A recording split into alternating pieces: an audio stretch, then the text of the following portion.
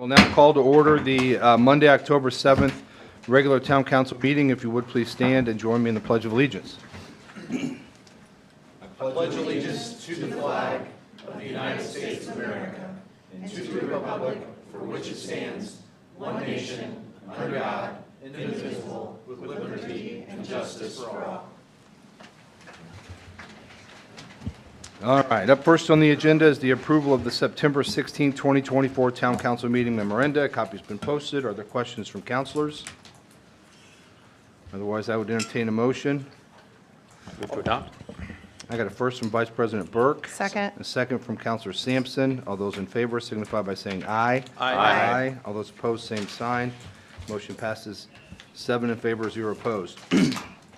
Up next is the approval of the September 16, 2024 executive session meeting minutes. A copy of those have been posted as well. Are there any questions from councilors? I would entertain a motion. So moved. I got a first from Councilor Norris. Second. Second from Councilor Melton. All those in favor signify by saying aye. Aye. Aye. All those opposed, same sign. Motion passes 7 in favor, 0 opposed.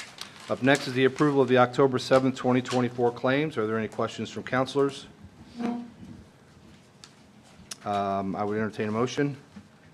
Move to approve. First from Councilor McElderry. Second. Second from Vice President Burke. All those in favor signify by saying aye. Aye. All those opposed, same sign. Motion passes 7 in favor, 0 opposed. Up next on the agenda is swearing in firefighter Luke Miller, and we have Mayor Stair here to present along with Chief Van Gorder. Good evening, Mr. President. If I could beg your your permission for one quick side note, I'd be remiss if I didn't take the opportunity to thank the Zionsville community. After 4 years, the Zionsville Fire Department was able to bring back Pancake Day with the support of many individuals, including 55 firefighters, a mayor, a deputy mayor, and several town councilors that came to help us that day. And I'm happy to report that this past Saturday, the fire department served over 1,200 visitors to our fire station, raising over $13,000 for the Zionsville Fire Department. $1,000 goes to each fire station house fund, and the balance of that go into the Engine 6 and 1964 vintage fire truck that was found by one of our firefighters, Bobby Smith, that we're in the process of rehabilitating and bringing back to parade ready. But the big thank you goes to Captain Brian Miller for his organizational skills in helping bring back Pancake Day, and to our community as a whole. So I'd be remiss, so thank you very much.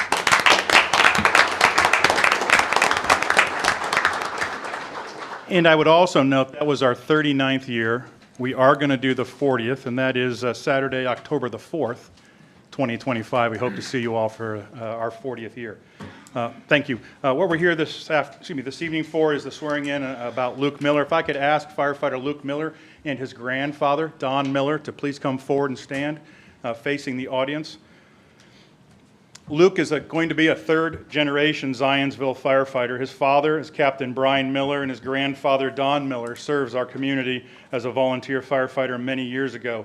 Those who may not have been from Zionsville for very long may not know that Luke's grandfather also was an integral part of the town of Zionsville and actually ran our water department up until the time in which the town of Zionsville decided to sell that to Indianapolis Water Company. Talking with the captain today, we believe that was sometime in the 1980s. But integral part of our Zionsville community.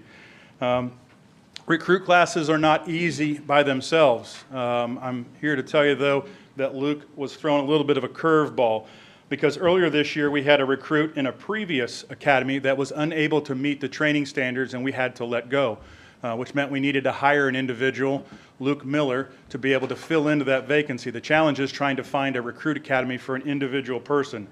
And we were unable to find a single academy to send this individual to, so we had to send him to two. Luke then joined the Northside Fire Academy, which was already in motion, a group of individuals that he hadn't met before, hadn't connected with, was thrust right in and did an admirable job and succeeded in completing that segment. We'd like to thank Chief Rob Gaylor of the Westfield Fire Department and Chief Matt Mitchell from the Noblesville Fire Department for allowing him to complete the training program, which lasted 12 weeks, participated in over 60-plus live fire burns, received state certifications as a firefighter 1 and 2, completed his hazmat awareness and operations, as well as a vehicle rescue operations certificate. know that all of your Zionsville firefighters are not only firefighting trained, but they're also emergency medical service trained. So then we had to find a separate class to send him to, and we sent him off to a second class where he drove daily to the city of Lafayette. And a big thank you to the Lafayette Fire Department and Fire Chief Brian Alkire for allowing Luke to join their recruit class, where he completed his EMT certification in 5 weeks and obtained his state certification. So that's just a brief background there. At this time, I'll ask the mayor to come forward and administer the oath of office. At the end of that, I will have Deputy Chief Josh Frost come forward with a presentation as well. Mr. Mayor.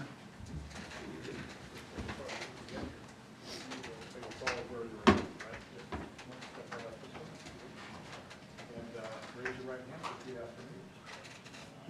I, Luke Miller, I, Luke Miller, do solemnly swear do solemnly swear that I will support the Constitution of the United States of America, that I will support the Constitution of the United States of America, the Constitution of the State of Indiana, the Constitution of the State of Indiana, and the ordinances of the town of Zionsville, Indiana. and the ordinances of the town of Zionsville, Indiana. I will faithfully, I will faithfully, honestly, honestly, and impartially and impartially discharge all my official duties discharge all my official duties in the position of firefighter in the position of firefighter for the town of Zionsville, for the town of Zionsville, regardless of the race, regardless of the race, creed, creed, color, color, religion, religion, sex, sex, or national origin or national origin of the persons I serve. of the persons I serve. So help me God. So help me God. Congratulations.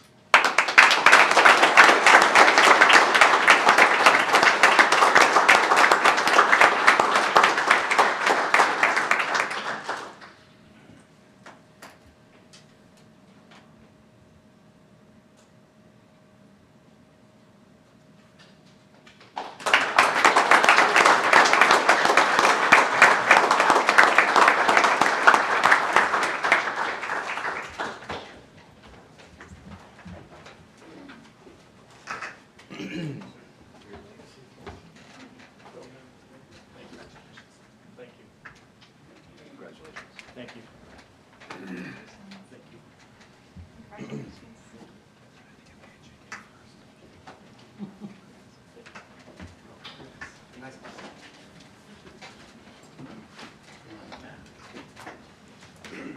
All right, back up.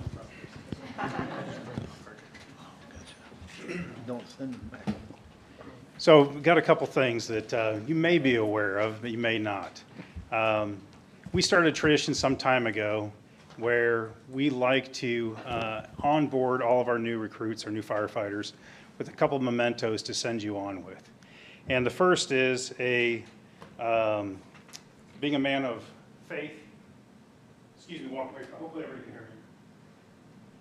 We'd like to present you with a medal of St. Florian on the Maltese Cross, and it's got your unit number. And the significance of that, we'd like you to wear that, feel that against your chest.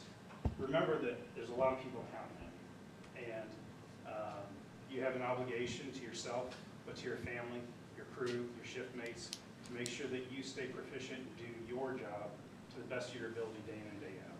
It will be difficult at times, and you know that. Growing up in a household that as you've been able to bear witness to those trials and those tribulations, but also the joys that come along with it. Hence, you've pursued this occupation.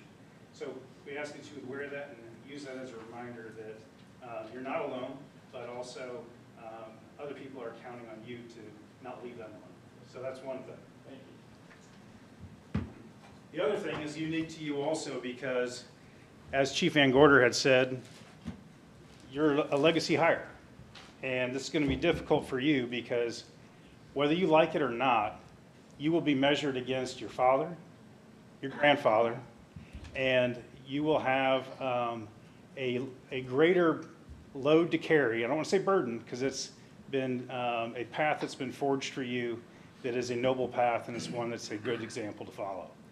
However, you have to choose your own path. You will write your legacy in the fire service and what it's going to be. And we hope that in 20 years or longer, you will look back on your career and you will take this bottle and you'll pop it open with your shift mates, with your recruit class members, and the other people that have been instrumental in your guidance in your path moving forward, to share what your story is, to share what it's going to be.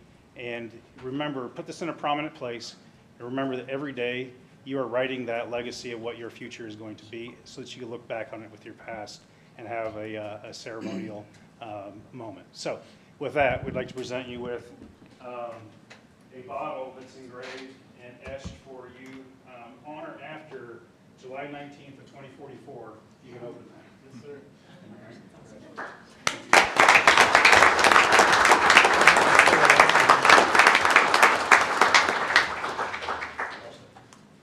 Thank you.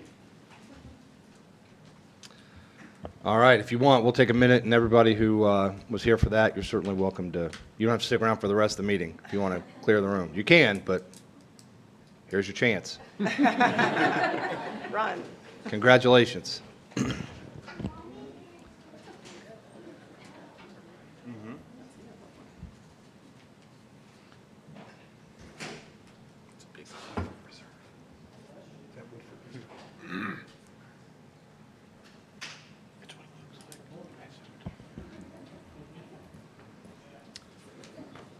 All right. The next item on our agenda is the Z Tree of the Year Award presentation. We have Michael Owens with Pizzazz and Emily Schilling as well.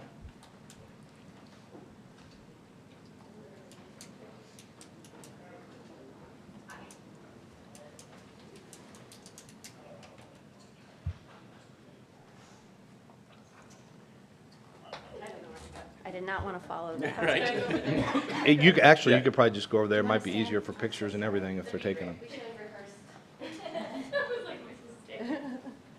Okay. Hi, I'm Michael Owens. I'm a member of Pizzazz. We are Zionsville's tree board. I'm here to present this year's Tree of the Year Award. We have done this for 3 years now. We started it as a way to help our mission, which is to promote urban forestry. But maybe more importantly than that, we were hoping it would build a sense of community. And so one thing we did differently this year was we chose our 3 favorite submissions and we created a poll, and the community voted on it. And they chose a great one. It's this, whoop, can you see it? Beautiful sycamore from Colony Woods. And it was submitted by Emily Schilling here. And I'll read my favorite thing that she wrote, and then, do you want to share it? No? Okay. Yes? Okay. I'll read my favorite thing that she wrote, and then I'll let her share a little bit about it, because she has a great story about a picture with cows or something. So you'll be up after this. This tree represents both our past as a farming community as well as our present, a thriving neighborhood filled with families sharing an appreciation for our local town and its charm. And we thought that was a beautiful sentiment. So Emily, do you want to tell them about the picture? So we've been at this house for almost 9 years, and we love this tree. I grew up on a farm, and so I didn't want to live in a house where I could feel like my neighbors were in my backyard, but I also didn't want to mow a whole bunch of yard. So this tree is just gorgeous. It's in our backyard, unfortunately, so a lot of people can't see it, but it is a big, giant, gorgeous tree on a pond. But when we were signing the papers to buy our house, the former owner said, by the way, I left a picture in the basement that is actually, it was taken from across the pond of your property before it was Colony Woods. It was just cows grazing in a pasture, and then the one thing that is very obvious is the sycamore tree was actually in that picture with the pond with the cows grazing. So from before Colony Woods was Colony Woods, it was a cow pasture, and it had this gorgeous sycamore with the pond on it. And the picture is going to remain with the house. It's always stayed Yes. with the house. So. Yes, it will remain with the house forever. Yeah, so thank you so much for submitting, and thank you for allowing us to present this tonight. The frame is going to be hung in Town Hall for a year, and she gets a very generous gift card from Earth and Turf's retail store. We love our local businesses, so thankful for that. So that's all. Thank you. Thank you. Congratulations.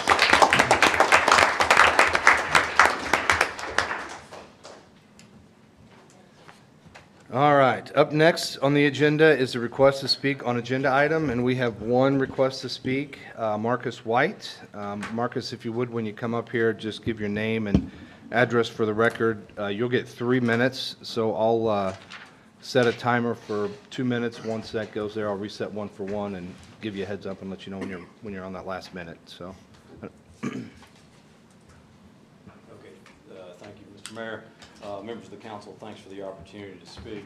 I wish Fireman Miller hadn't left. I'm a career military officer. I was sworn in by my father, and in about 9 months, I'll swear my son in as a second lieutenant, so that was, that's cool. was quite a nice thing to see. I wish he were still here. My name is Marcus White again. My address is 380 Hawthorne. I also own the Zionsville Public House at 10615 Zionsville Road. Can you guys hear me? There you go. Okay. I have presented a letter to the council. I've received acknowledgement from that letter from several of you. I assume that's a part of the public record. I'm not going to redo that given the time considerations, but I'm of course happy to answer any questions. However, there are a couple of transparency issues that have either continued or changed since I sent the letter that I would like to address.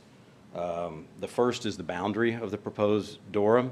The boundary was changed after I submitted objections to the proposal to exclude my business. It was changed with no notice, no opportunity for public comment or private comment for me. I didn't know it had happened until I pulled down the agenda for this meeting. I don't want to chew up a lot of time on that, but I feel like if there are any questions about what those objections were that changed the boundary, I'm happy to answer them. Again, given the time constraints, I'll move on from that. The draft ordinance contains 12 prospective, 12 current liquor license holders that are noted as being supportive of the effort. At least 3 of those, and potentially 5, are actually not supportive. The Salty Cowboy has, I think as you guys all know, has pulled out their support. Cafe Patashu, who I talked to the regional manager and the GM today, are a hard no. After speaking with them, it was clear that they had no interest in the proposal. They were contacted by someone stopping by the restaurant. The GM did not have time to meet with them, and that's the last he heard of it. He was surprised to see his name on the list. I do not see the owner of the Zionsville Pizza restaurant here, the one across from the Friendly, but she's also a hard no. All right. I suspect that in the last couple of 3 hours, council members or perhaps the Parks Department have heard from the owner of the Friendly and the owner of North High Brewing. Neither of them are in support. So while that leads us to 3 to 5, depending on when the communication between the Friendly and North High folks get to you. One more minute. Depending on when that communication gets to you guys, that leaves the proposed supporting businesses. 3 to 5 are actually against. That doesn't begin to tell the story, right? Because 2 of the largest liquor license holders in town, myself and Sherry Jenkins, were excluded from any consideration by the council. We clearly stated our opposition to it, but that doesn't seem to have made it into any of the documentation. I would like to take just my last few moments to reframe the support in the way it has been documented and presented to the council. I don't doubt that there are multiple business owners, shop owners who think this might increase some traffic, but if you look at the preponderance of liquor license holders, especially if you look at it by seat, between Sherry and I and the people that are opposed that I just stated, you're looking at 70 to 75, I don't want to do math in public, but 70 to 75% of the liquor license holders by seat are opposed. We're the ones that bear the cost. We're the ones that bear the management burden. We're the ones that bear the majority of the liability. All right. Those votes should count. Thank you, Marcus. Can I ask him a question? Sure.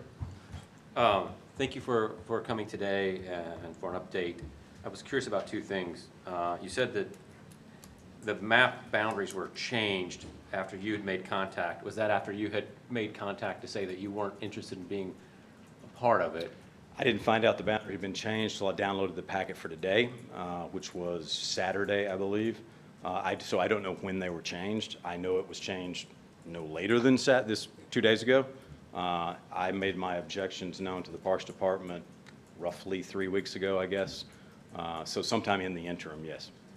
And then secondly, thank you for the note today. Can you explain a little bit more about the liability costs that business owners will incur as a result of this? I didn't get a sense of how much you think that, and maybe that's too short notice to know any estimated costs. I can clearly give you numbers that, I can clearly give you numbers that I don't think are relevant, which I guess is a kind of a funny statement. I was involved in two of these things over 15 years ago, one in Memphis, Tennessee, and one in Nashville, Tennessee. In Memphis, it was more like what Whitestown is doing, where they sell into a park-like area and people walk around. That was 30% raise. The proposal in Nashville, which was actually very similar to this, Franklin, Tennessee, a suburb of Nashville, Brick Street downtown area, very affluent area, the rates doubled at that point. Now, there is a lag time. The way insurance works, it's about 1.5 years of lag time because there's a data gathering and then the rates have to be submitted to the state for approval. Now, that lag means we won't see any increases until that has gone through, but it also means if the proposal is repealed, those costs continue for 1.5 years until the claims go down. And again, this is, I think, an important part to note on the liability. It doesn't matter if you choose to participate or not. The carriers don't care about the door at all. It's claimed by zip code, right? So once the rate table is changed, it's changed for everybody in the area. Yeah, I thought it was very compelling information. So you're suggesting that it could be as high as a 50% increase in your premiums for liability? It doubled in Nashville, so that's 100%. But are you speculating on that, or do you have some kind of concrete evidence for us? I don't have any, nor will anyone else. So the question I would put to the council, does anyone think that 7-day-a-week public alcohol consumption from either 10 to 11 or 10 to 10, kind of depending on what final language you guys approve, does anybody think that's going to make the number of alcohol-related claims go down?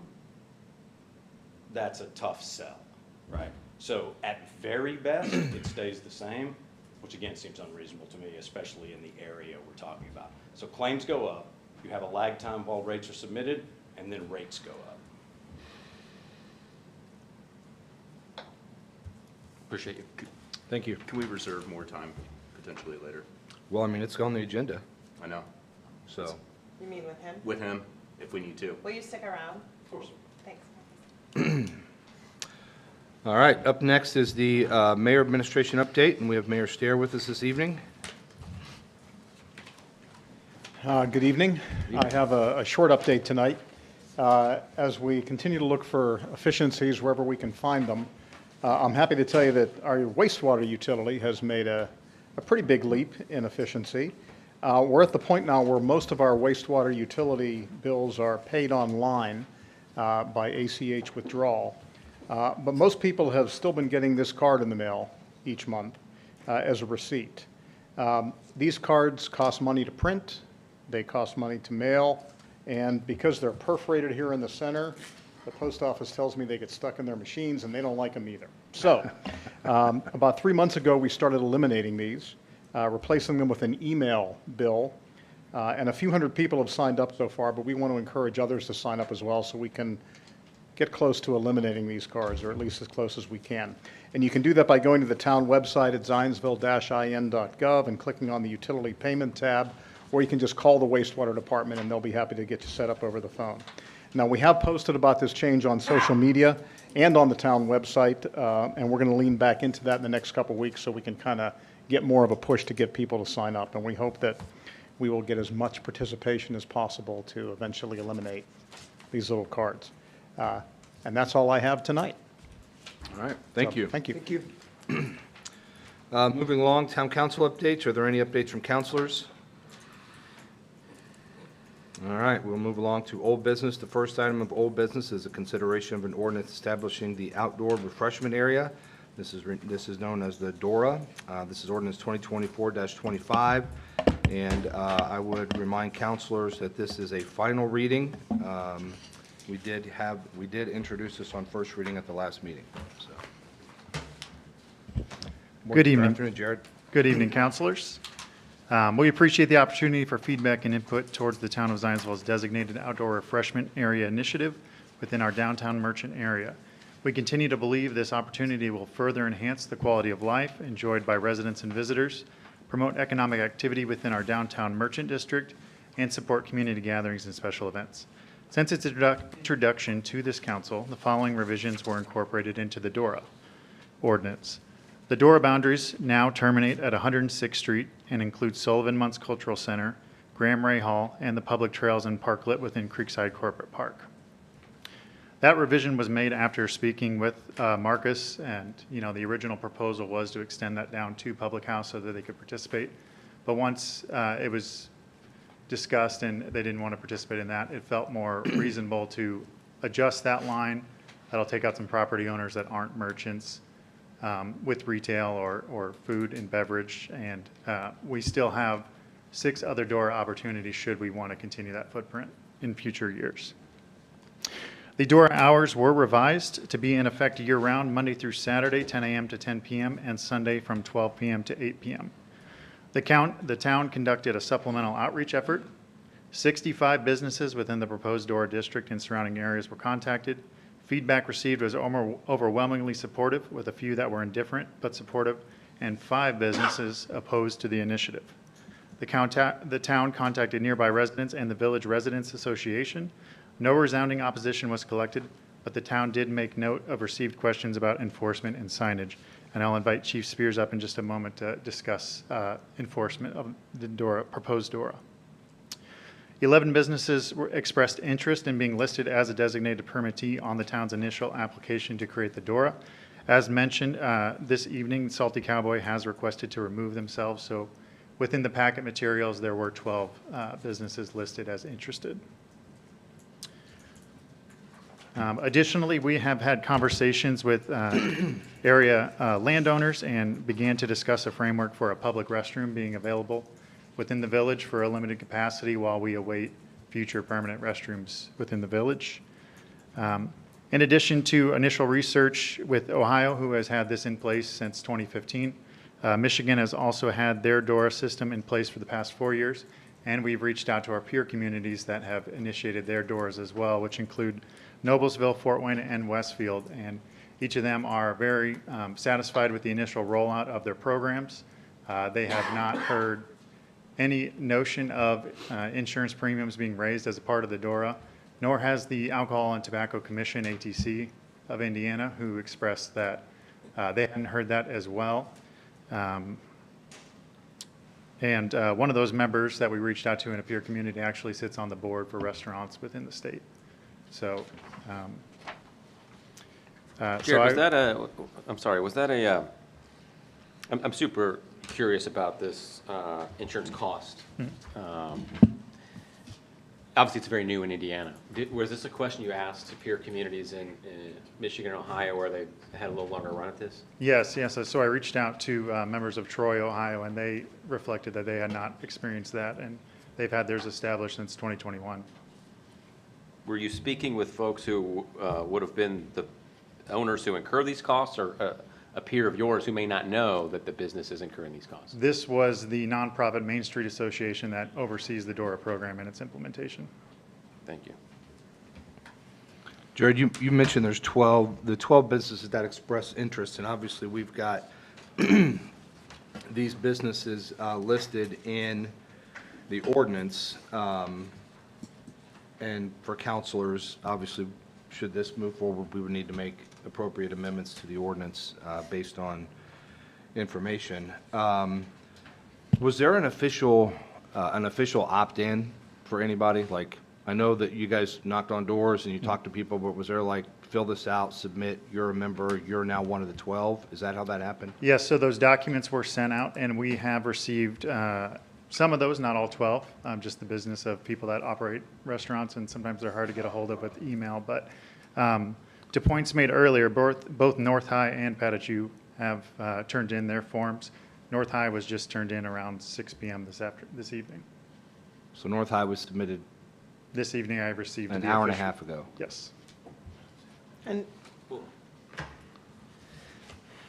guess I'm hearing conflicting positions, and not that Mr. White, I can only, he comes up here and take him at his word. I guess, did anyone else receive any information today other than from the owner of salty. Salty? That was the only one I received. That's the one I received as well. I went around with Jared and Erica Carpenter, but I missed the right side of the street because I was at, excuse me, I was at a grants meeting, and that's all the people that are being named as not agreeing, ironically. So I didn't go to those businesses. I did meet with Sherry Jenkins, and I did meet with Marcus. I think the pushback from what I got from the people who were no, and I did talk to a business that was also a no, was mostly related to the liability. If you read the ordinance, it multiple times says the restaurant bears the liability, the restaurant bears the liability. And it's hard for me because I ran on wanting to bring vibrancy to the town and more entertainment and more businesses to our village. I sort of feel like this is not a bad idea, but it might be a little too soon. I feel like we don't have anywhere for the people who are taking the drinks out of the restaurant to go anywhere or to go to the bathroom anywhere. I noticed that you had increased the garbage cans, which I appreciated. I know I asked about that last time, but I feel like this might be better served coming after our plaza, if we're still trying to do that,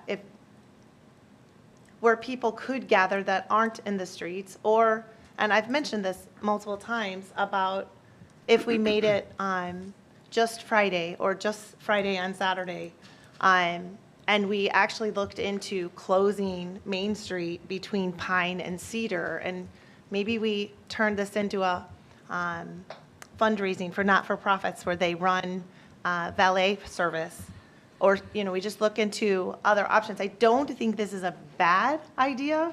I think it is a bad idea if it costs our restaurants their licenses or if it costs them more in insurance.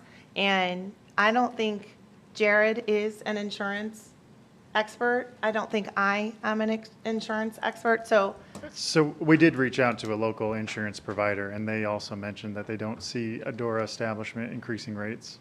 And is that Todd that you're Yes. talking about? Okay. So Todd Settle is the town's insurance. I asked Sherry to give me more information if she could contact her insurance, and I had said to Marcus it would be good if we had concrete numbers that we could see, and based on someone that's actually had the 1.5 year lag time. I don't know. Are we ready to vote on something when we have mixed messages? Should we circle back to these restaurants and give them a chance to say, actually, I'm a no now? If they're on a list and we're hearing conflicting, I mean, is there a rush to do this? Because that, I want to teach our town how to say yes to things, because I do think we say no a lot, but I also want to say yes to the right things. And I want to know that if there are, I don't know the exact number, but if there are 16 restaurants in town, and if we go by what Marcus just said, 8 of them are saying no, they're the liquor licensees who, in this ordinance, they bear all the liability. How are we to say that that's not a big deal? Yeah, I mean, Craig and I own 3 liquor licenses between the 2 of us, and I will tell you, our insurance agents are looking for opportunities to raise our rates, and I just can't, I'm with you, Mr. White, that there's a lag, and I am hard pressed to believe that the insurance rates won't go up on these folks. You know, we have somebody get pulled over and I'm getting contacted. I mean, it's just, that's the way it is. But I also want to increase the vibrancy. So, like, I'm majorly conflicted on this. There is so much of me that wants to do something like this for Zionsville. I'd be in favor of a Saturday, Friday, Saturday, Sunday type of thing until we kind of see how it goes, and then maybe stretch it out.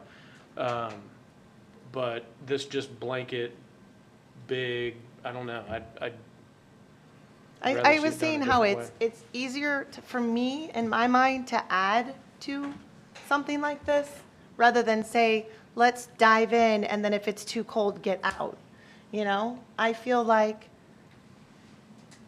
I think I need to hear more from the actual restaurants, maybe through a formal form that we see, so that we don't have any conflicting information, and that the restaurants had a chance to hear this meeting or or 2 times ago and actually process it. I don't know, Craig, you're one of the. you Well, I weren't mean, around. I don't think this is sneaking up on anybody. I mean, so they. That's I mean- kind of, I mean, can I, So this is, we didn't have increase, so for the record, I'm supportive of this. I'm 100% supportive of it. I think it will do similar things that having Night on the Bricks did during COVID. And that's what I envisioned this doing. This allows people the opportunity to go downtown, have dinner, shop. I know one of the arguments is certain restaurant hours aren't open during shop hours. Maybe people will open shop hours later, right? I mean, but we did not have an uptick in police activity. We did not have an uptick in insurance claims. We did not have an uptick in people's insurance costs the whole time we did that during COVID, and that's when they were increasing rates for everything. And we had alcohol with the Night on the Bricks? You could go into the people who had the permits to sell it. You could go in and you could buy it from those places, and you could go out to the street, and you could have dinner, and you could have a drink.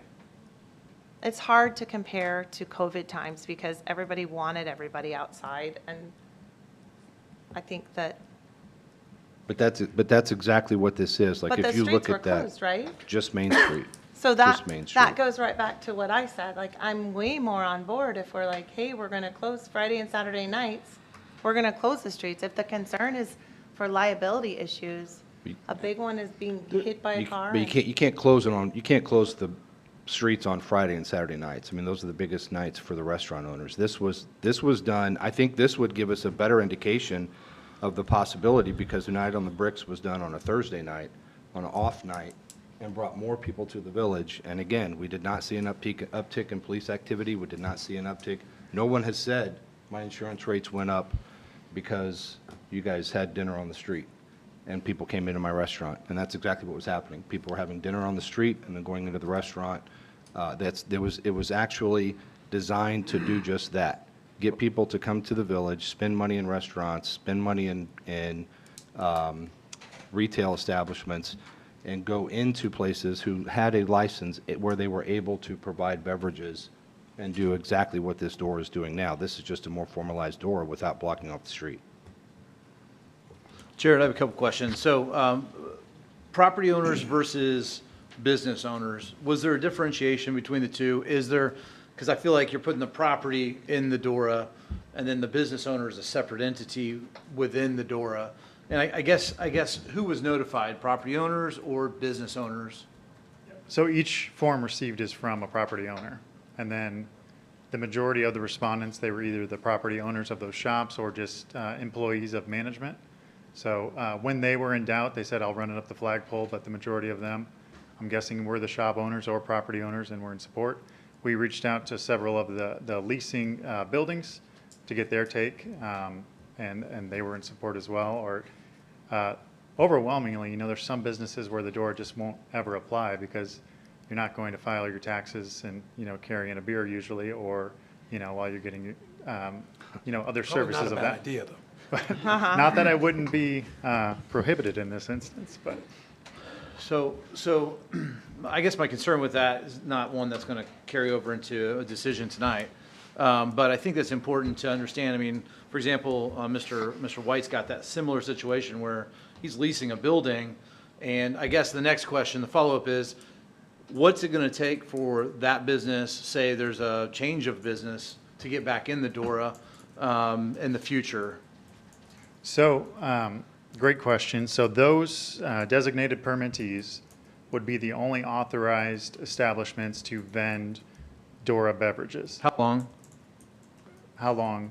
They're the only ones Correct. So, until the ordinance would be modified. yes, So so, the people who are in the DORA, you have to opt in to be able to do this. I think there's a big misconception about, like, for example, you know, the people who are on the list. So let's say, for example, I go to North High and I get, they're in this DORA, I go to North High, and I buy one of the DORA drinks and walk out. And then I go down to Marcus's place. I can't walk into Marcus's place with this drink.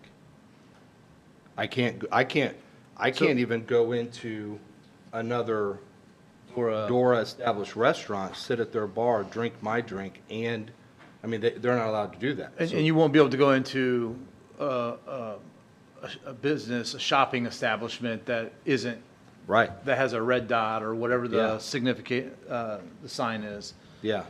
So I think that's But you that's could another. change that, Craig, is the point, like if Green, Marcus, red. if for whatever reason Marcus decided next month, gosh, I actually want to be a part of this. Does that have to come through council? We is can my amend the map, and we can amend the ordinance to put him in, just like Who's we? the council. question. So it has to come to the council to add an establishment back. So I- that, I feel like I have concerns with that, but just because it's, I don't know. I'm that was a concerned. question I had before. I had asked Marcus, if this was going to be passed, did you want the map to come to you, even though you're not a designee? And I think that was a pertinent question, because otherwise just because he doesn't want to serve, doesn't mean he doesn't want people to walk to his place and slam their beer before they come in.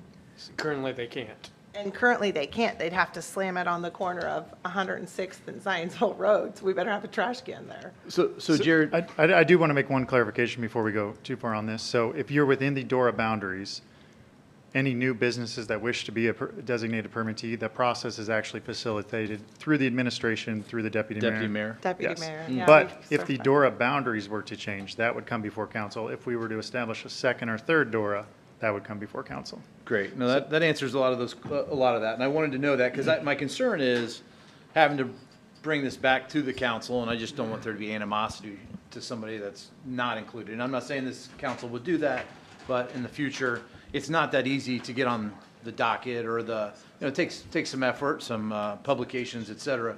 So just wanted to touch base. You said Ohio and Michigan. You said you kind of did some research on those two. Do those places have a venue or like an outdoor seating area, park area, and then do they have restrooms? So, Public restrooms within the DORA, specifically not attached to, obviously, the restaurants. yeah, and I just want to bring up that point that every single designated permittee would have a restroom as being a restaurant establishment. So, you know, if you're participating in the DORA and wanted to get your second drink from a different location, there would be a restroom available for you. As I mentioned earlier, we are working with one of the landowners in the village to have an agreement for public restrooms, and we're still working through those solutions, absolutely. But, so, you know, I was in Sagatuck, Michigan, just on vacation last month, by coincidence, and went to a restaurant, and they said, I ordered a cider, and they said, oh, well, be sure to get it in a social district cup, and you can walk it around. Feel free to go anywhere until you see a pavement marker. So I was experiencing a DORA and didn't even mean to. Did you call the marker? You said They had the pavement markers, a decal on the pavement. sidewalk. Okay. Oh, Yep, so signs on the ground as opposed to. yep. And so that restaurant was on the water, right next to a park. I did know not see exactly it. where it is. Yep, yeah. there. And I didn't see a single restroom in my site, but I didn't need one either, so I was okay.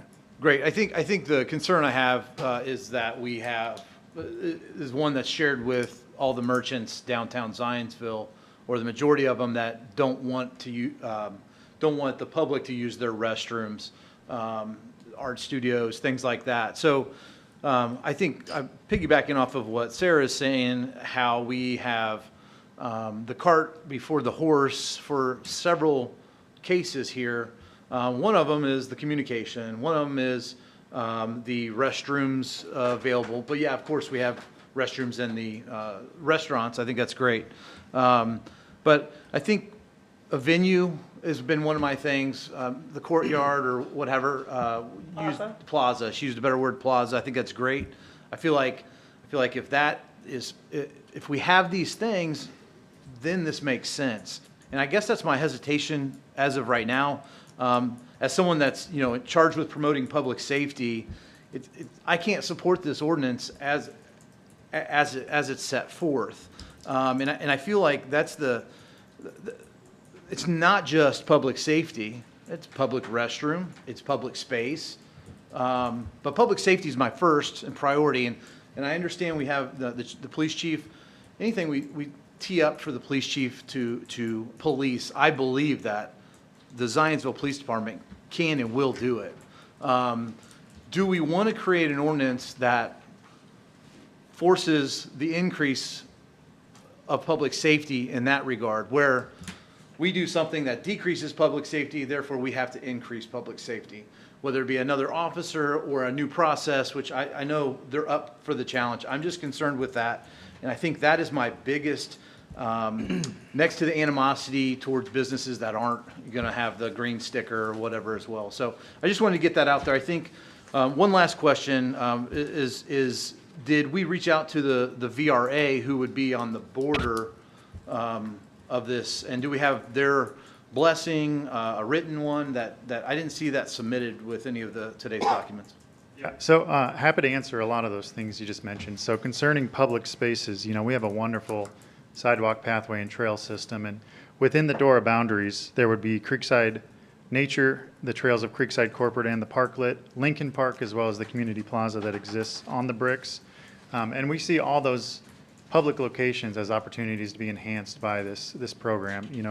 Prior to the DORA coming before you all, the park board reviewed their rules and were in support of having alcohol in our parks through the special event or a DORA initiative. So still having control. We're not asking people to just bring in their own, but understanding that adult beverages can be, removing barriers for some people to participate. And I wasn't going to share this story, but when I was out in Oregon as a 27-year-old man, I moved there with one friend, and he was my roommate, and we were looking to build community, and we saw a cornhole league that paired with beverages. So we decided to join that, and we met so many wonderful people in that, and actually built a community that we still stay in contact with today. And after that initial cornhole tournament, even though I worked for a park system, I wasn't participating in their programs. But based on that positive experience, I started looking for things that weren't associated with alcohol. So I joined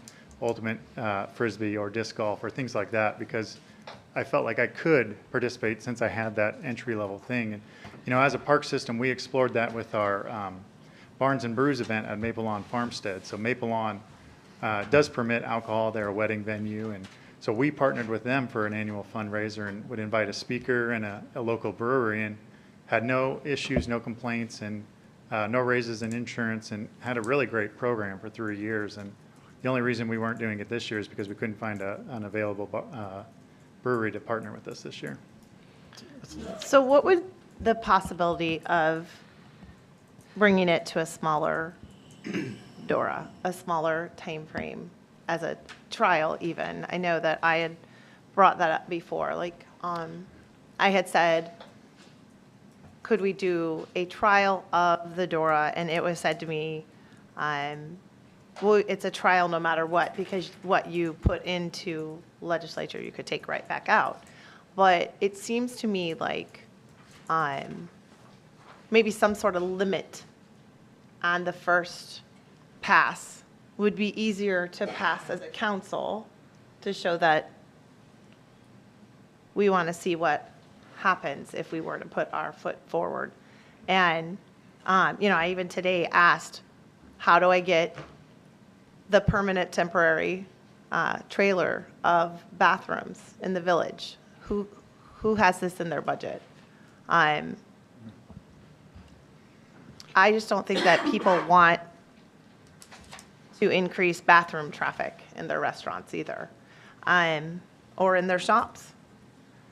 And I liked Night on the, I went once to Night on the Bricks, so I remember it, but I feel like we had tables. Did I bring my table? You might have brought a table. We brought tables. Okay. I think the problem with restricting it by way of making it smaller is if you look at the map, you've got Rahal and Creekside on the south end of town, and you've got North High, or even if not North High, Greeks on the north end of it. I mean, if you can't restrict it. I wasn't Too even meaning much, in but- size. I meant in time. I'll speak to that. I meant Friday, Yep. Saturday, and if we did this, I think the map should go to Marcus White's, or, I mean, I think it would be up to him if he wanted the map to come to his front door or not. So part of the reason we did want to really limit how much we are limiting the DORA is just if this is supposed to be an economic driver, if this is supposed to be an opportunity and an atmosphere, the more restrictions we put on that, not only is it the more confusing it'll be to first-time participants or those returning, but also the onboarding and training of staff. So, and I think about the Monday holidays that we have throughout the year. I think of our Lincoln Park and Lions Park, well, not Lion, Lincoln Park concert series that occurs on Wednesday, and just all the opportunities we would miss to allow this to be on autopilot, so the town doesn't have to be intimately involved in closing streets and creating special events. Those natural connections and opportunities can foster on their own through businesses that want to have a walk and then they stop at North High, or any opportunities like that. So I just have concern of the success of the DORA if we put too many limitations on it. Understanding that there are large portions of these timeframes that'll there'll probably not be a single DORA drink sold. One instance, drinks could not be sold if a restaurant or bar was not open or serving at that time. So regardless of the hours, there would be limitations if establishments are closing up shop or not open on a day or something like that.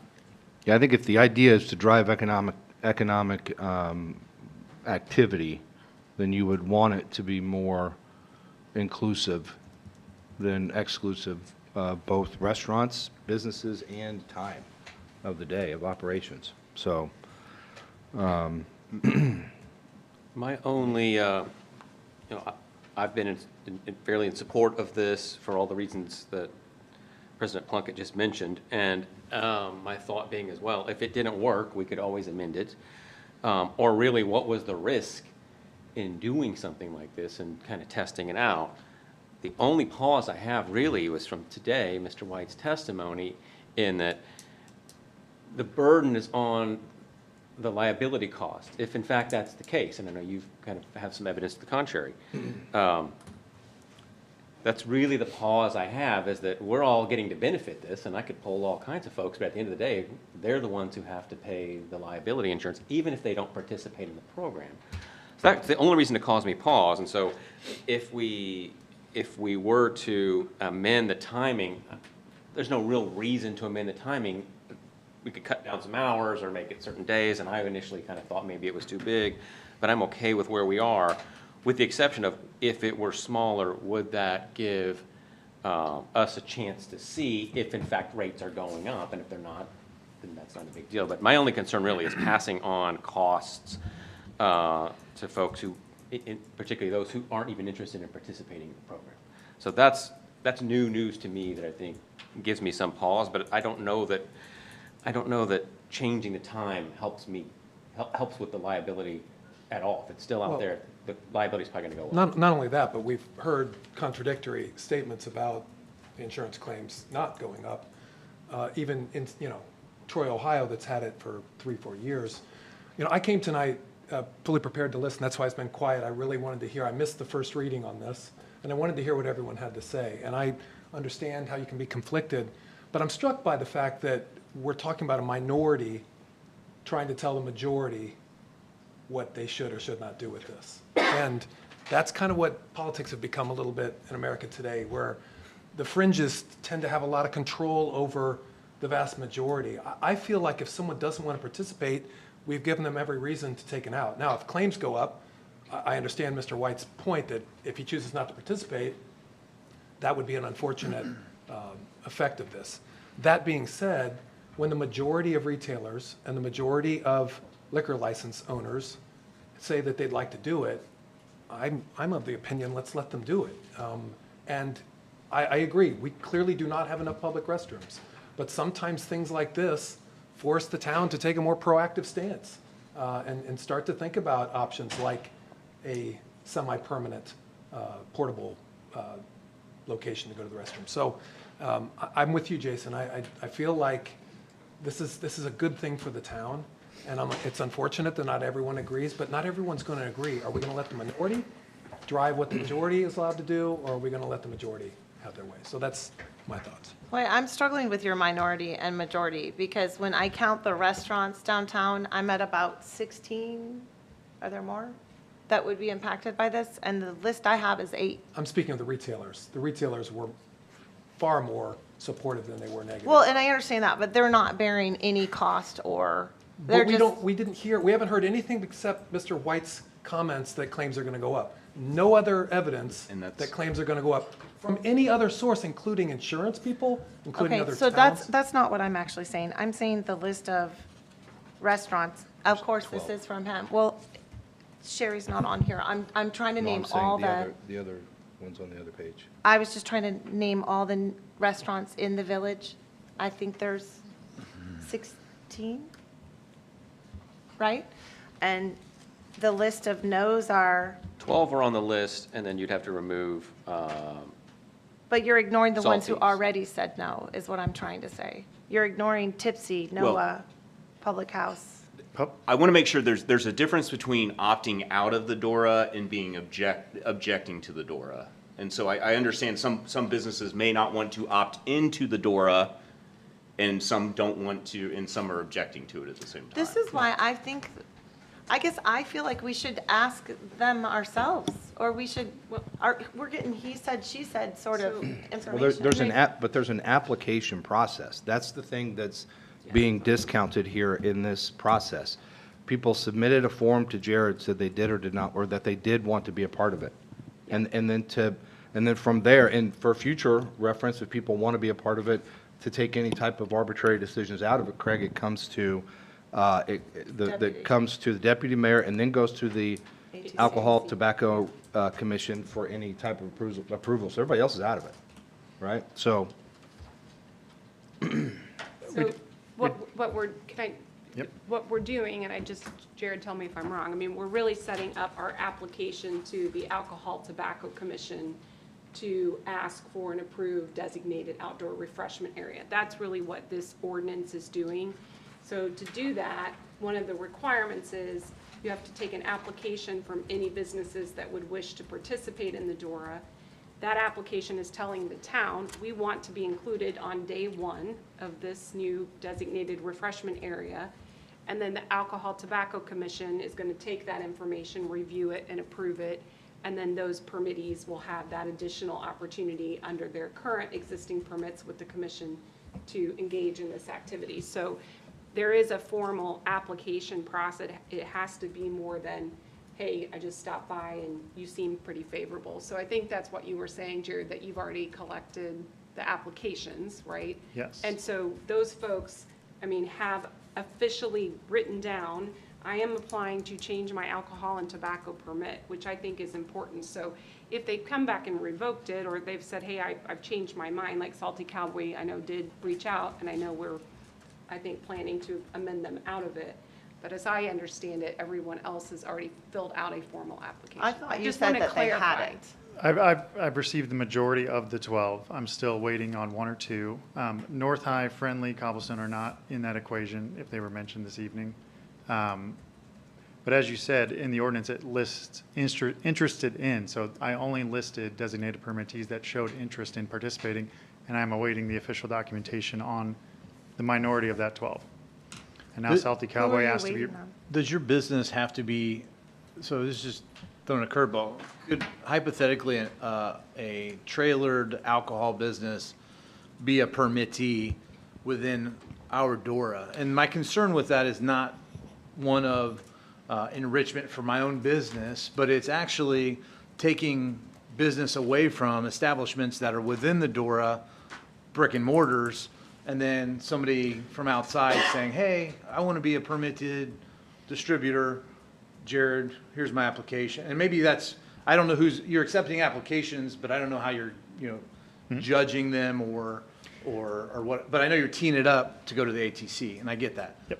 Do you understand my question? Yes, so only brick and mortar establishments can be permanent designated permittees, but very similar to our special event application, vendors can come in and have a temporary license. I believe it's up to 15 days, and operate within the DORA as a temporary vendor, which is still vetted through a town process as well as the ATC. So Exhibit C, that DORA map, that also has the green throughout. So those are the only locations that a temporary designated permittee could set up. So that It's is locations yes. within So, our DORA where yes. outside businesses, so, absolutely. And then, you know, also to a point, we didn't want to take away the autonomy or the ability for any business to opt in or opt out of this initiative. So, you know, we did clarify with the HEC, if one of these establishments has a Christmas party where they hire a caterer that serves adult beverages within their establishment,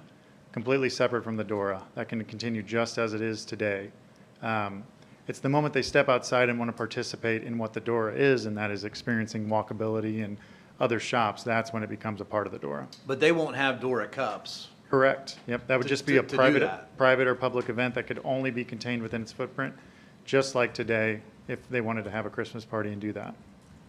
But they could apply to the ATC on their own and get expanded outdoor seating or area like every business does on their own, should they Yeah, have and- a tournament with cornhole and meet some great people. Yep, and if they wanted to close a street, we have the town's special event application process where they submit all the documentation. One of the questions that exists pre-DORA is, will there be alcohol involved with your event? And we'll just build into that additional DORA questions. So all that continues to be vetted both through the ATC and the town's established processes. I think Evan made a good point. I think that opting out is one thing, opposing is another thing. Sarah, can you go through your list of people that you've talked to and tell me whether or not they have opted out or they are in opposition of a DORA even existing? If you would. I was told, definitely Tipsy and Noah and Public House were against it. ZPD, Patachou, Salty, I would have to look at Well, while she does that, specifics. I think we were going to hear from Chief Spears. Yeah. Sorry about that. Thank you, Maybe. Evan.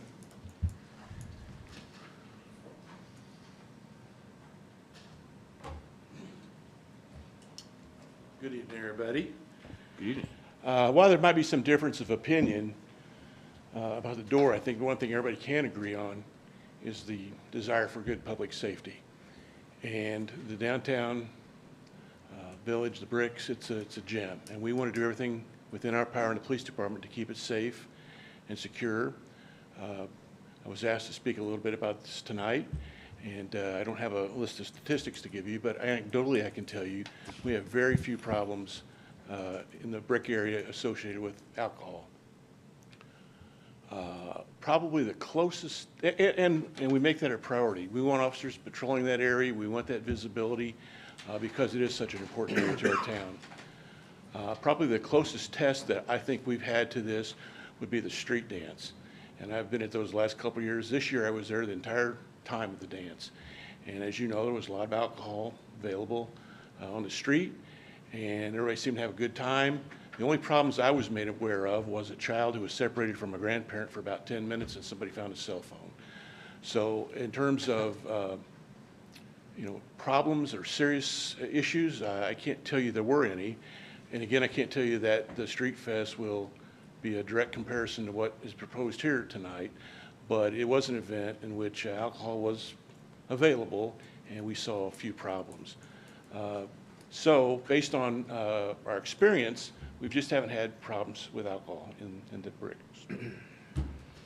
It's hard with that example because the road is closed and there's a place for people to go to and chairs are brought in. You're right. I think that was the concern that was brought up to me is, so if someone leaves the restaurant with an alcoholic beverage, where do they go?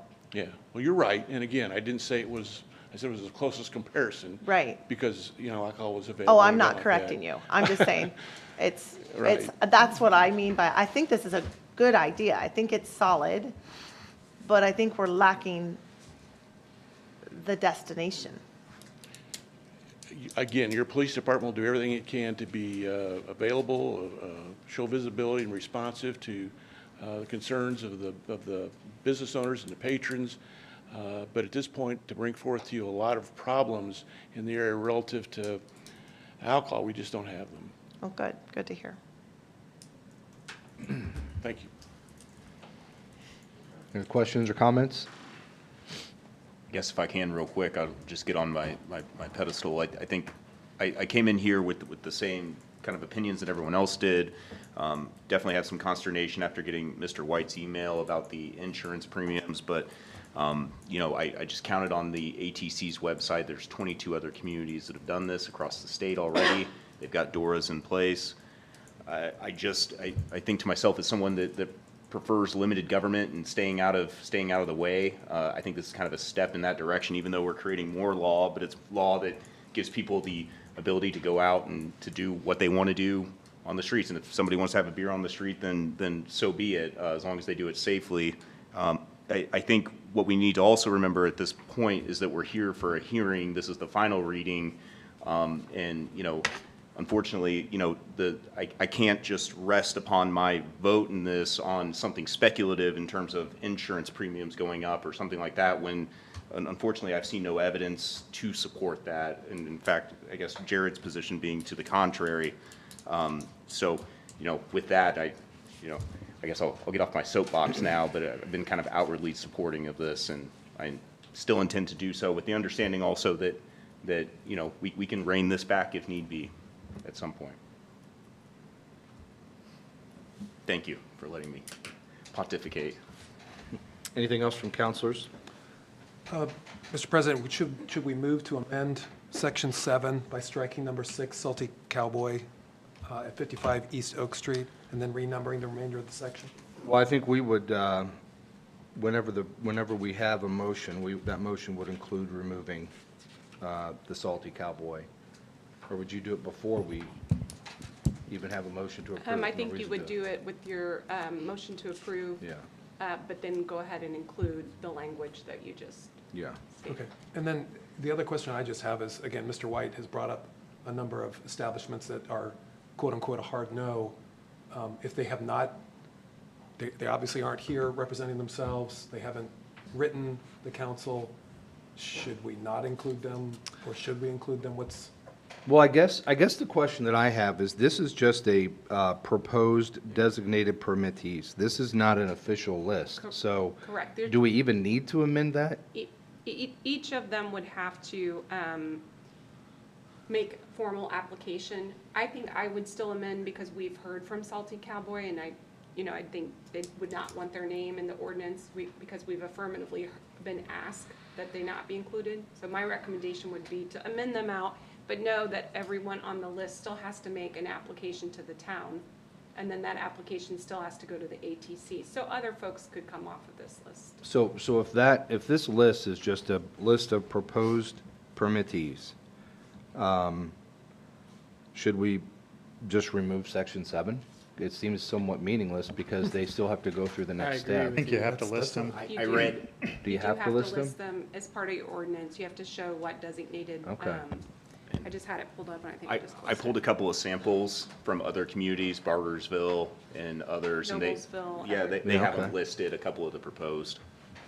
Yeah. It- Not that we have to do what they do, but So Who do you, oh, go ahead. in the actual ordinance, or in the actual statute, 7.13-31-8, A3, it says, "The ordinance must include the locations of the proposed designated permittees and vendors within the refreshment area." So you could go list every single person if you wanted. I think, as I understand it from talking with Mr. Oberlander, that the goal was to go actually list people that had been talked to and had affirmatively asked to be included. And anybody else could come into this at a later date if they change their mind. If they choose not to make application, obviously they're not going to have their permit changed by the ATC, but it does affirmatively require a list. Okay, I feel like if someone took the time to fill out a form and send it to you, then those should be the people that are included. I think it's speculative either way to take it out per Mr. White's suggestion, or to include it without document per your suggestion. So So my hesitation is that this is the list that's going, the ordinance that's going to go to the ATC, that we're then going to accompany with an application. So if you take someone out that hasn't asked to be taken out, they're going to now be outside of the process and have to come back in after it's approved. But don't we have to have their application form anywhere? Was there not a date due by the application? It's just whenever you get this in? I Or proposed a date and received 7 of the 12 at that time, when was the date? several Fridays ago, before this list of 12 was updated. Who do you have applications from? Could you tell me? From this list? I can tell you, I could send it in an email if you'd like. Well, I have to vote on it though, Okay. so. All right, let me boot up my computer. Is this something that we could table for 2 weeks and maybe get a little bit more information, get this squared away? And then maybe we could ask the chief for some other additional information? I mean, I'm ready to take action on it tonight, personally. Well, it seems like it's not quite. I mean, It just depends on how many people he has, like if well, he has I think the 4. reality is if all 12 of these people said at some level, not all 12, I guess 11 of the 12 said that they were interested, not necessarily, you know, for example, you know, the Friendly's on here, as having said he's interested. Mr. White says that he's not. Well, I mean, Scott doesn't have to apply for his license. He can still, but if we pull him off, then he's got to apply to be put back in.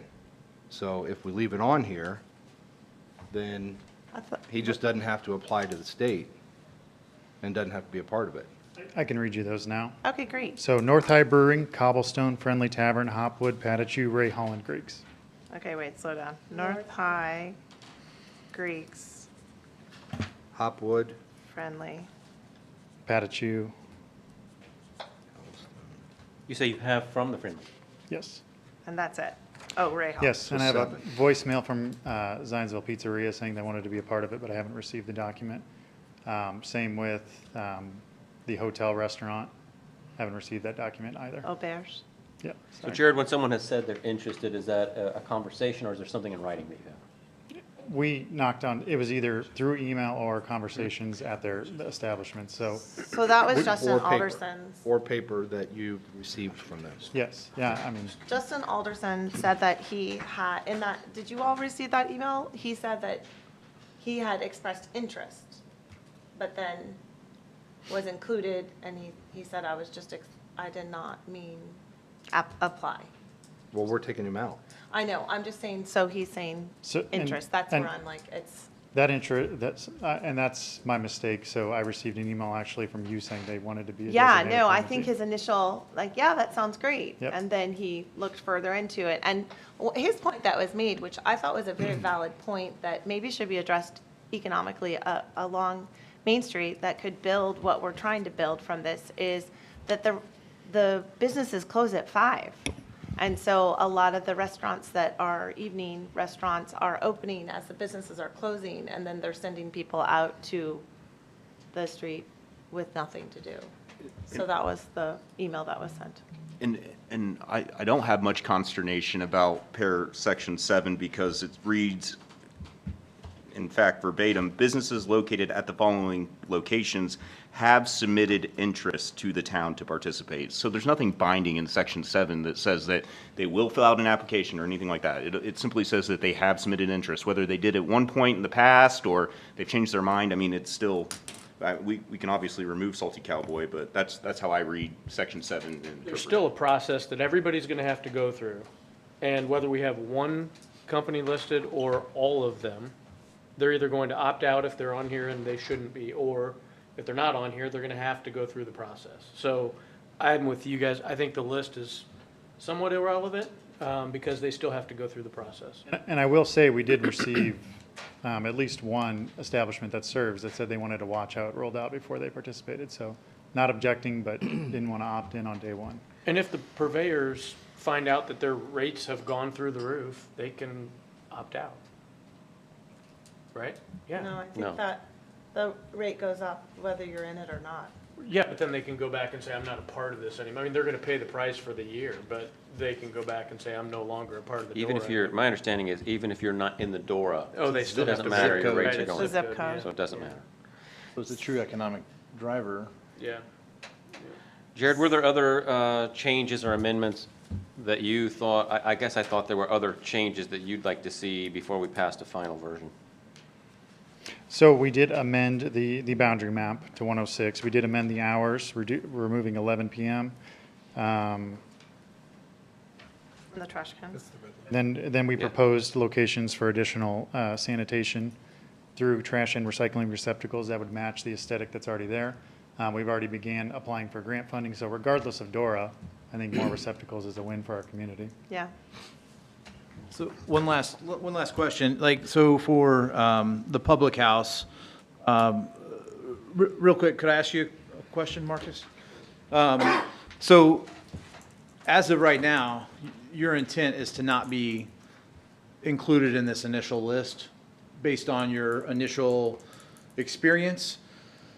I guess what I'm concerned about now is we're going to put you close or in the zip code for the negative impact of the potential negative impact of increased rates.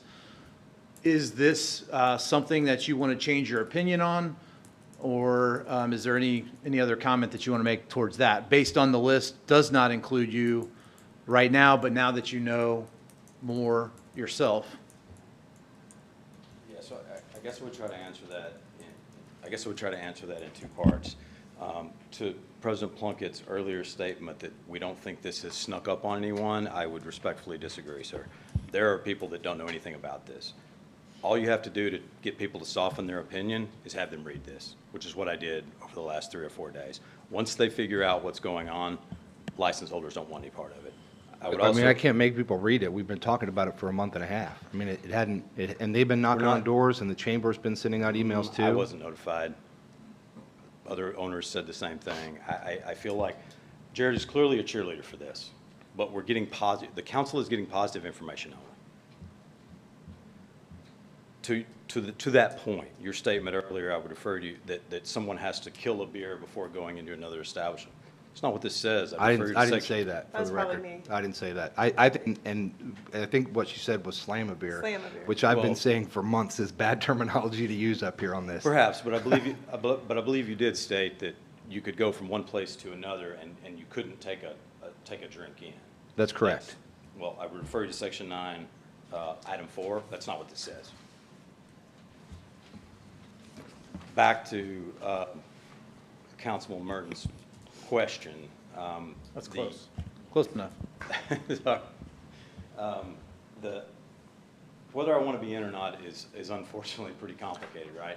So, This- well, hold on a second. Before we move on from that, on item 4, I mean, you can take a drink from a restaurant into a shop.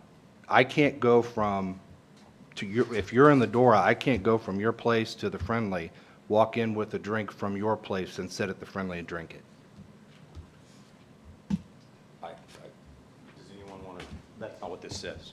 I think it could be maybe clarified a little bit, just the way I'm reading it. I'm just reading it as you're talking, so give me 1 second. But, so it says, all designated permittees and vendors shall place signs on their premises indicating that they participate in the downtown Dora and whether a person may enter the premises with an open container of alcohol. And so I think maybe it should say, and for vendors, whether a person may enter a premises with an open container of alcohol. For non-licensed vendors or not, non-designated permittees? Because you can go into a store, but you can't go into another designated. Jared, you're going to have to come up here, buddy. It's just not said in here. Is that covered in state statute, Heather, in the Indiana code? Yeah, let me look here.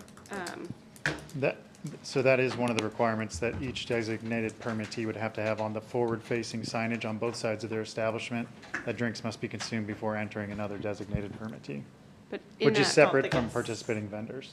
But it, Why is that not included in this language then? well, so I just need a second here. It says a consumption of a drink purchased outside the door. So you can't bring your own beer in, like to the Dora, and drink it. That's in statute.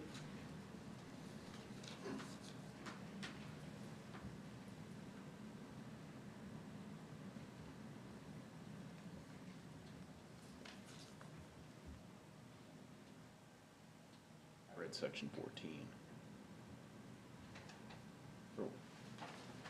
That's, yeah, that's out, that's 13, sorry. bringing in your own alcohol.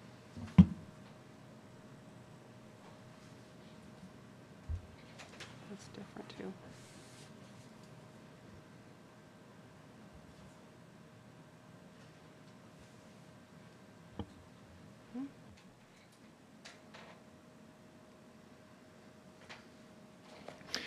So I think it's within number 4 of the signage, section 9, but if it needs to be finessed out further to specify that designated permittees may not permit open containers versus participating vendors that may, we could certainly add that.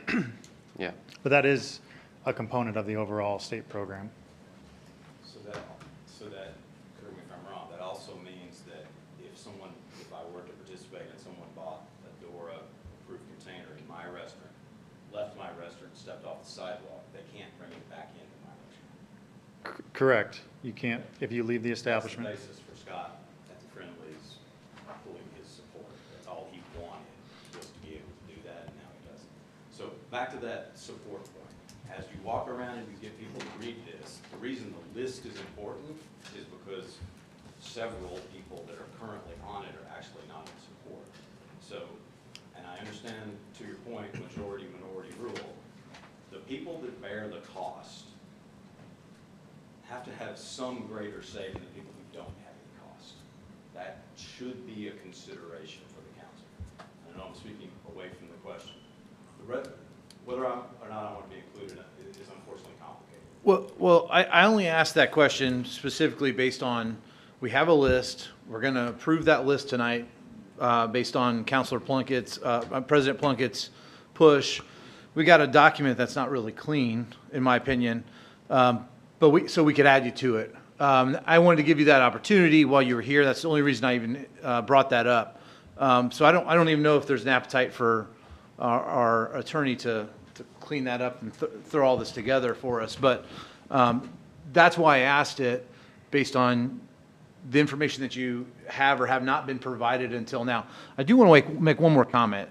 The only thing that I see beneficial of this, this DORA, you can't even do. And that blows my mind, because the argument that Scott Barnes at the Friendly downtown Zionsville has a wait of 1 hour or 15 minutes, sending somebody into the establishment to get a cocktail, to wait outside on the sidewalk while they're waiting for their table, they're not even legally allowed to take that drink back in with them in that same establishment. And I think if the language said differently in the same establishment that you purchased the Dora cup, that logically makes sense. I don't know if we can change that. If it's at state statute, that's going to take a little bit.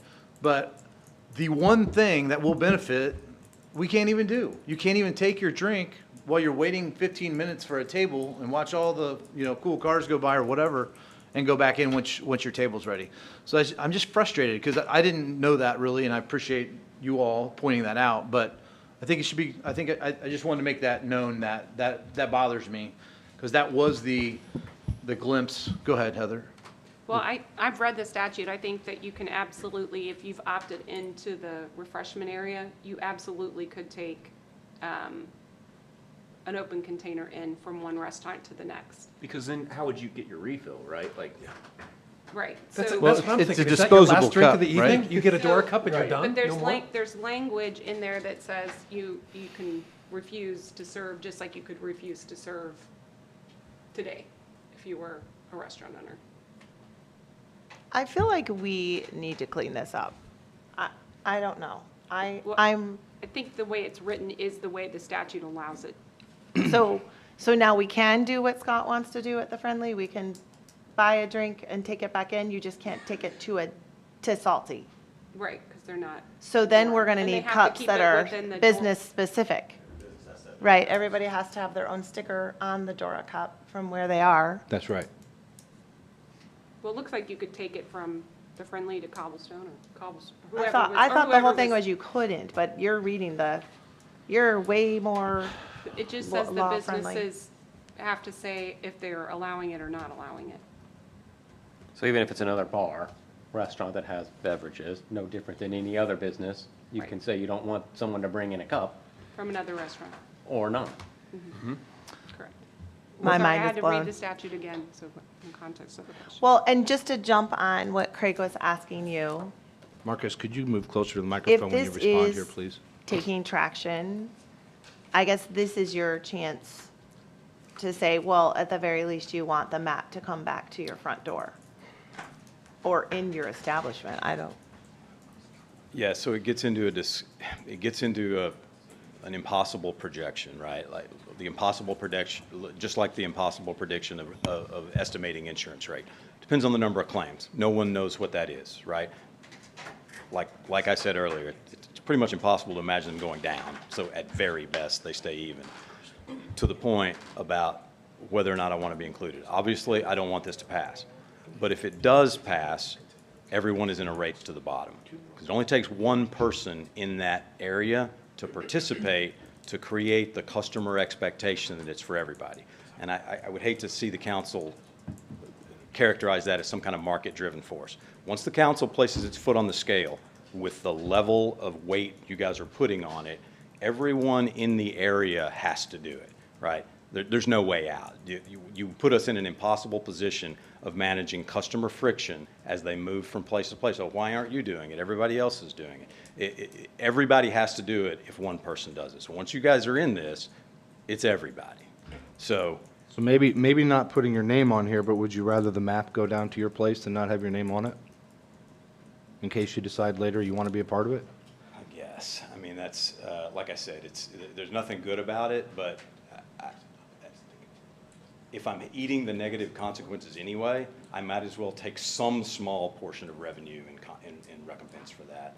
I do think, from a town standpoint, I thought the PUD was the wrong way to go about it, but I was heavily in favor of the weight of the rules you guys were talking about with the PUD. I think no one understood a PUD without a project, which was part of the problem. But eventually, you're going to have restaurants on the Taylor Oil property, so you should include that, because that way you just don't have to go back and chew up one of the 7 that are available if you do it all now. Well, we can amend, though, which wouldn't chew up one of the 7. We can just That's what I amend mean. it. We can make can it amend it adjacent. at any time. So it's just continuous on this one, leaving you 6 more to Yeah. do, rather than chewing up one of your 6 Right. later. So I guess, to be perfectly clear, Marcus, I understand that you're not supportive of this DORA. However, if the motion is to approve it, you don't want your name in Section 7, but you would want the map to include your property. That's probably the sweet spot, without much time to think about it. That's fair. That's what I was thinking. I want to make one more point real quick, and just a quick point. There's not one supporter restaurant in the audience tonight. And I know it's obvious, but that's a very important point. So before you vote, just remember, you've got one person that showed up negative, and nobody from a restaurant perspective, probably because it's dinner time, they're all working hard, but I think that's important to call out. And it sounds like there's some misunderstanding with this, and I'm just concerned we're moving forward with That's where I have to jump in, and Jason, I'm going to make a plea to you. I want to vote yes on this, but tonight I'm going to vote no for this reason. In the past 5 minutes, our own attorney couldn't tell us exactly what the rules were as to where you can go with a cup and you can't. And that's nothing against Heather. I just think we're not crystal clear. If we're voting on something that can change the dynamic of our town, I want to be crystal clear on exactly what we can do and what we can't do. And so that's where I am, and I'm not saying that to convince anybody one way or the other. I can't support something that we are not rock solid on what the rules are. And we're not. I mean, in the past 5 minutes, we've wavered, and I just don't feel comfortable with that. I would like to make a motion to continue this to the next meeting. Hold on a second. We're not ready for a motion yet. Well, I didn't get all formal on it, but Are there any other comments or questions from counselors? Okay, I will entertain a motion. I'll make a motion to continue this to the, I don't know what date it is, October 21st meeting. Does that allow for changes? To allow, to firm up the list, the applicants, the map, the misprints in the ordinance, and Clarity on the rules. clarity. I second that. So I have a motion to continue, a first from Counselor Sampson, a second from Counselor Stein. All those in favor signify by saying aye. Aye. All those opposed, same sign. No. Aye. Motion passes 5 in favor, 2 opposed, to be continued to the October 21st meeting. Up next on the agenda is the consideration of the 2025 budget. This is ordinance 2024-26. This is also a final reading. We have Mayor Stair here to present. Thank you. You have before you tonight the 2025 budget for the second reading. I just want to remind everybody it was posted to Indiana's Gateway portal on September 6th. It has been available to the public since that time. We have had no changes since you considered it on first reading at your meeting on September 16th, and no additional public comment. So if you have no further questions and concerns, I would ask for your approval in second reading tonight. Thank you. Any questions for the mayor? I would, well, no, it's good. All right. I'm good. In fact, I would, if there are no questions, I would make a motion to approve ordinance 2024-26 on final reading. Second. A second from Counselor Norris. All those in favor signify by saying aye. Aye. All those opposed, same sign. Motion passes 7 in favor, 0 opposed. All right, up next is new business. First item for new business is a consideration of an additional appropriation resolution. This is from the police operating. This is Resolution 2024-15. So this is a resolution. We would not be hearing this twice. This is not an ordinance, so this would be a one-vote resolution. We have Cindy Poor here, Director of Finance and Records. Good evening.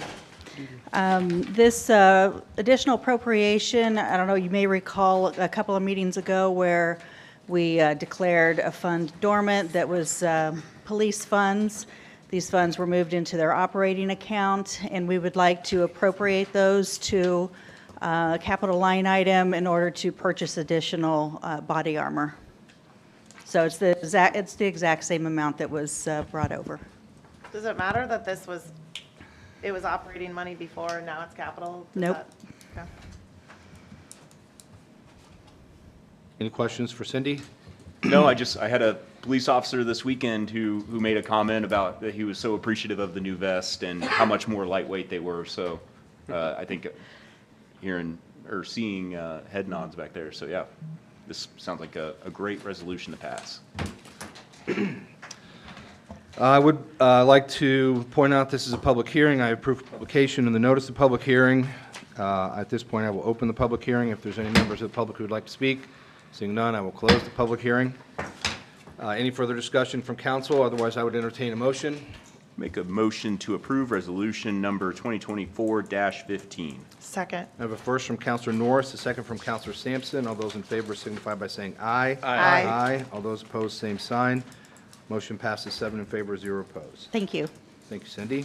Up next is a consideration of an excess levy appeal to the Indiana Department of Local Government and Finance, and we have Tim Berry from Crow here to present.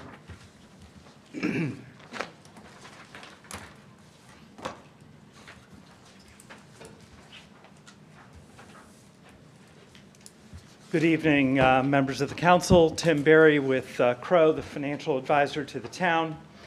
The budget that you just approved included an excess levy amount of $1,027,562.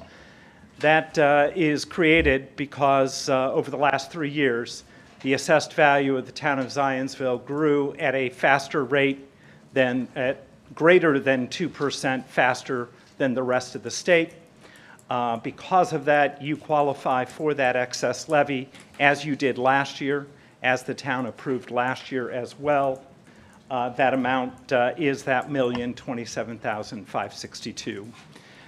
That then stays as a portion of your annual levy moving forward, and annual growth calculations, assuming no other changes in statute, will continue with those dollars in it. Thank you, Tim. Are there any questions from councilors? Otherwise, I would entertain a motion. Motion to approve resolution. You know what? Actually, hold on a second, Craig. I'm sorry. I should have walked us down this a little bit better. This is not an approval. This is just simply a motion to apply for the excess levy appeal, correct? Correct. Okay, go ahead, sorry. I'd like to make the motion to apply for the excess levy appeal. I have a first from Counselor Melton. I'll second that. All those in favor signify by saying aye. Aye. All those opposed, same sign. Motion passes 7 in favor, 0 opposed. Up next are other matters. Are there any other matters from counselors? I just want to thank my peer counselors and many staff for wearing pink tonight. October's Breast Cancer Awareness Month.